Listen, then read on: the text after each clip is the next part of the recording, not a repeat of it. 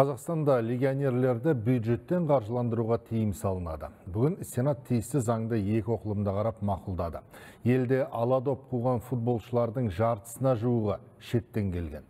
Бірақ отандық футбол премьер-лигасында ойнайтын шетелдік спортшылардан еш нәтиже болмаған. Сондықтан енді қаржы Олимпиада, Паралимпиада, Азия ойындарында жеңіске жеткен жергілікті спортшыларды қолдауға жұмсалады. Сенат мақұлдаған заң президентке қол қоюға жолданды. Тақырыпты әріптесім Айнұр Қуатқызы сабақтап берсін. Қымбат легионердің дәурені өтті. Қазақстаннан атақ, абырой, ақша іздеп келгендерге тықыр таянды. Енді шетелдік спортшыларды жалдайтын футбол, баскетбол, хоккей сынды клубтар олардың жалақысын өздері төлейді. Не болмаса демеуші іздеуіне тура келеді. Себебі мемлекет бюджетінен көк тиын төленбейді. Осы легионерлерге бөлініп жатқан қаражат үнемдеу және оның оптимизация ретінде әрине балалар жасөспірімдер спортына жіберілетін болады.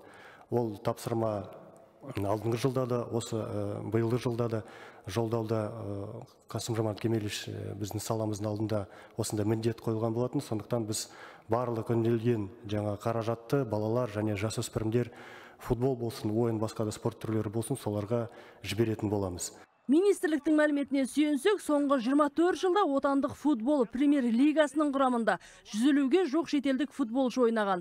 Яғни жалпы құрамның тең жартысы легионер. Қазақстандық футболдың добын өрге домалатамыз деп келіп, миллиондап айлық алғанымен әлемдік аренаға шығара алмады. Үмітті ақтамады. Сондықтан бұдан былай заң бойынша бюджеттің әр тиыны есептеп жұмсалады. Ел абыройын асқақтатып жүрген чемпиондарымыз бен бапкерлерге көмек көрсетіледі.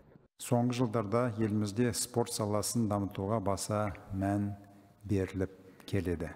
Мемлекет басшысы жақында өткен ұлттық құрылтайдың 4-ші отырысында да бұл мәселеге ерекше көңіл бөлді.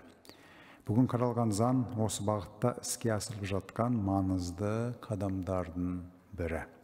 Заңда спорт саласын басқаруды жетілдіру және жүйені жоғары нәтижелерге қол жеткізуге бағдарлау тетіктері қарастырылды.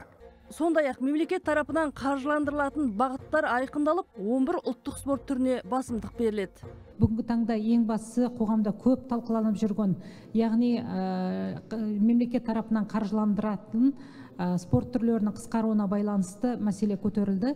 Шамамен 60 спорт түрі қарастырылады. Соның ішінде Олимпиада, Паралимпиада, Сурдолимпиада және Азия және Паралимпиада ойындарының ойындары ұлттық құрамалар командаларының өнер көрсетулері нәтижелері бойынша қалыптасады деген ұғым. Яғни бүгінгі таңда қоғамда көп талқыланды, сонымен қатар кейбір пікірлер де қалыптасып жатыр. Бұл жалпы біздің еліміздегі спорт саласын қолдауға бағытталған үлкен шаралардың бірі деп ойлаймыз.